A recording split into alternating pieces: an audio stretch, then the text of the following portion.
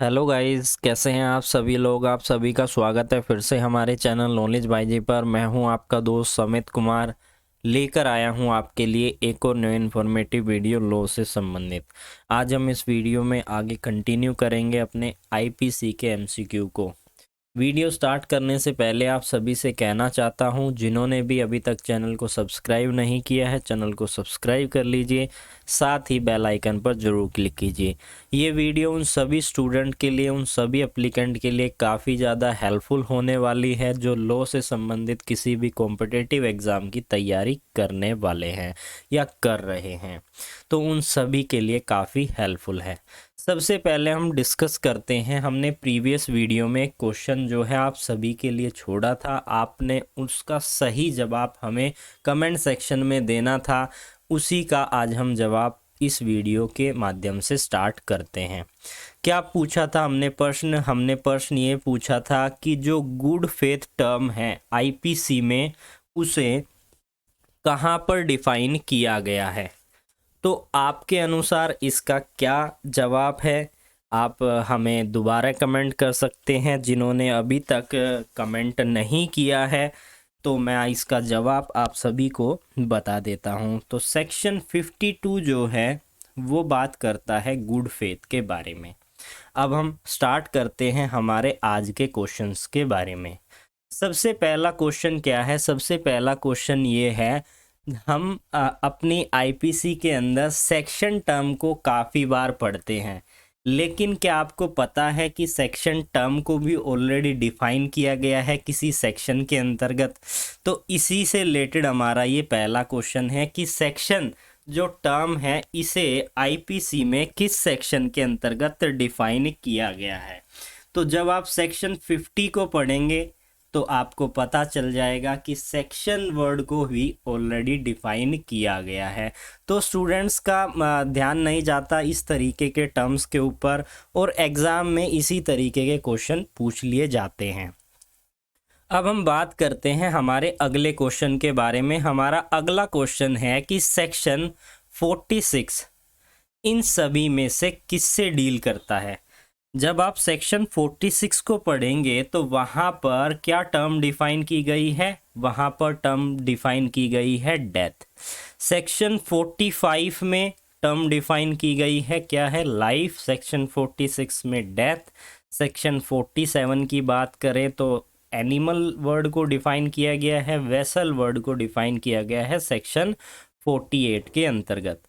अब हम बात करते हैं हमारे अगले क्वेश्चन के बारे में। हमारा अगला क्वेश्चन क्या है कि आईपीसी के अंतर्गत इन सभी में से कौन सा चैप्टर है जो कि पनिशमेंट के बारे में बात करता है। पनिशमेंट कहाँ पर दी हुई है? सेक्शन 53 से पनिशमेंट के बारे में दिया गया है। पनिशमेंट स्टार्ट होती है, 5 तरह की पनिशमेंट है। क्वेश्चन ये है कि पनिशमेंट को किस चैप्टर में डिफाइन किया गया है। तो चैप्टर 2 जब आप पढ़ेंगे तो वहाँ पर पनिशमेंट के बारे में बताया गया है। अब हम बात करते हैं हमारे अगले क्वेश्चन के बारे में। हमारा अगला क्वेश्चन क्या है कि एप्रोप्रिएट गवर्नमेंट किसे कहते हैं और इसे कहाँ पर डिफाइन किया गया है। सेक्शन 55A जो है वो बात करता है एप्रोप्रिएट गवर्नमेंट के बारे में। अब हम बात करते हैं हमारे अगले क्वेश्चन के बारे में। हमारा अगला क्वेश्चन है सेक्शन 63 जो बात करता है किसके बारे में? अमाउंट ऑफ फाइन, यानी कि फाइन का क्या अमाउंट होगा। क्या उसका अमाउंट 10,000 है, 500 है, 2,000 है, या फिर कोई भी लिमिट प्रिस्क्राइब नहीं की गई है। तो जब आप सेक्शन 63 को पढ़ेंगे वहाँ पर कोई भी लिमिट नहीं बताई गई है, कोई प्रिस्क्राइब लिमिट नहीं बताई गई है, इसलिए डी इसका बिल्कुल सही जवाब है।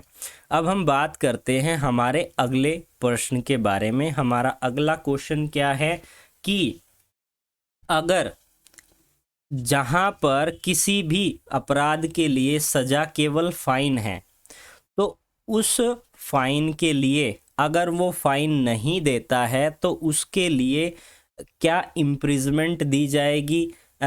तो उससे संबंधित कौन सा सेक्शन है इन सभी में से?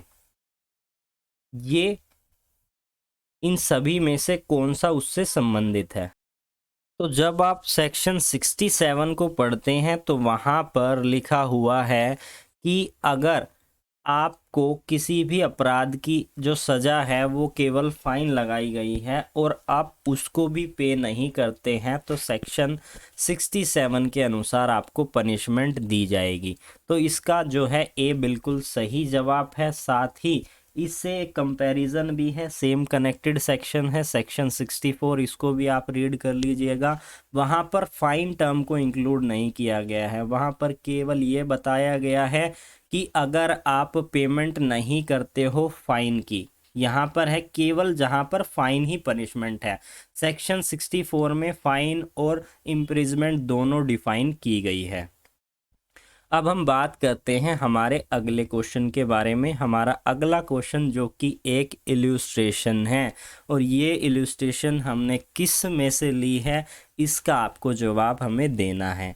तो वीडियो को पॉज करके इसको अच्छे से पढ़ के उसके बाद आप हमें कमेंट में जवाब ज़रूर दीजिएगा। उसके बाद आप वीडियो को आगे कंटिन्यू कीजिएगा ताकि इससे आप सभी की भी रिवीजन होती रहे।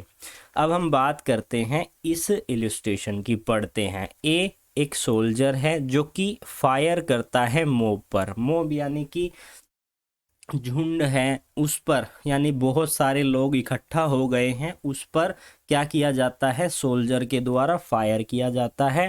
क्यों किया जाता है? क्योंकि उसके सुपीरियर जो ऑफिसर है उन्होंने यह क्या दिया है, आदेश दिया है, ऑर्डर दिया है और वो लॉ के द्वारा उस कमांड को फॉलो कर रहा है, उसकी यह ड्यूटी है। तो इस तरीके के अपराध नहीं होंगे।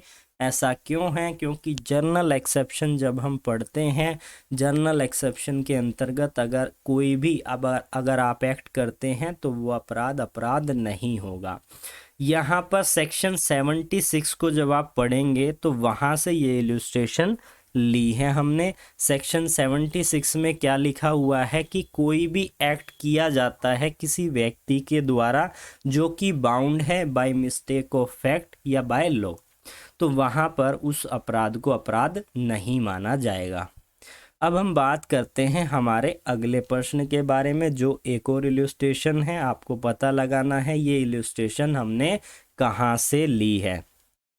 यहाँ पर ए एक व्यक्ति है जो कि एक कुल्हाड़ी, हैचड मतलब होता है, हैचड मतलब कुल्हाड़ी से काम कर रहा था और उस समय पर क्या हो गया, उसका हेड जो था वो निकल गया, जिससे जो दूसरा व्यक्ति खड़ा था वो जो है मर गया। If there was no want to be proper question on the part of a, his act is excusable. यानी कि अगर उसने प्रॉपर तरीके से सारी चीज़ों को देख रेख करके अगर वो कार्य कर रहा था तो वो एक्सक्यूजेबल होगा और उस अपराध को अपराध नहीं माना जाएगा। क्योंकि यहाँ पर ये व्यक्ति प्रॉपर प्रिकॉशन इसने लिए थे, उसके बावजूद भी बाय एक्सीडेंटली यहाँ पर ये ऐसा एक्ट हुआ। तो एक्सीडेंट वर्ड जैसे ही आपके माइंड में क्लिक करेगा आपको अवश्य इसका जवाब मिल जाएगा। सेक्शन 80 में बात की गई है कि एक्सीडेंटली अगर आप कोई लॉफुल तरीके से अगर आप कोई एक्ट कर रहे हैं तो वो अपराध नहीं होगा। अब हम बात करते हैं हमारे अगले क्वेश्चन के बारे में जो एक और इल्यूस्ट्रेशन है। इल्यूस्ट्रेशन काफ़ी इम्पोर्टेंट है, एज इट इज़ पूछे जाते हैं, इसलिए उसको भी आप थोड़ा सा ध्यान से देखिएगा। क्या है क्वेश्चन ये है कि एक सर्जन है जो जानता है कि जो जेड व्यक्ति है उसकी मृत्यु होने की संभावना है अगर वो सर्जन उसका ऑपरेशन करता है। तो गुड फेथ में क्योंकि उसे बहुत ज़्यादा पेन हो रहा है इसलिए वो क्या करता है, उसका ऑपरेशन करता है और उसके ऑपरेशन करने से उसकी डेथ हो जाती है। लेकिन यहाँ पर सर्जन की कोई इंटेंशन नहीं थी, उसने गुड फेथ में ऐसा एक्ट किया है। तो यहाँ पर साथ ही उसने उसकी कंसेंट भी ले ली, तो इस तरीके के अपराध भी अपराध नहीं होंगे जर्नल एक्सेप्शन के अंतर। और यहाँ पर आपको देखना है कि ये जो इल्यूस्ट्रेशन है ये किस सेक्शन से लिया गया है। तो जब आप सेक्शन 88 को पढ़ेंगे तो वहाँ पर आपको ये इल्यूस्ट्रेशन देखने को मिलेगा। ये इल्यूस्ट्रेशन ये सेक्शन उन सभी के लिए बेनिफिशियल है जो डॉक्टरी यानी कि मेडिकल फील्ड से डिपार्टमेंट से बिलोंग करते हैं। अब हम बात करते हैं हमारे लास्ट क्वेश्चन के बारे में, जिसका जवाब हमें कमेंट सेक्शन में देना है। क्या क्वेश्चन है? क्वेश्चन ये है कि अगर कोई अनसाउंडनेस ऑफ माइंड का व्यक्ति है जो कि कोई एक्ट कर रहा है, अनसाउंडनेस ऑफ माइंड यानी कि उसका माइंड जो है वो सही नहीं है, वो कैपेबल नहीं है समझने को, किसी चीज़ को, किसी एक्ट को समझने में कैपेबल नहीं है। तो इस तरीके से अगर कोई एक्ट किया जाता है तो जनरल एक्सेप्शन में वो इन सभी में से इस सेक्शन में अपने आप को बचा सकता है। तो इसका जवाब आप हमें कमेंट सेक्शन में ज़रूर दीजिएगा। काफ़ी इजी है। आई होप आप इसका जवाब हमें सही तरीके से देंगे। तो आज की वीडियो में इतना ही। जल्दी ही हम मिलेंगे एक न्यू वीडियो के साथ। तब तक के लिए जुड़े रहिए अमित कुमार नॉलेज भाई जी के साथ।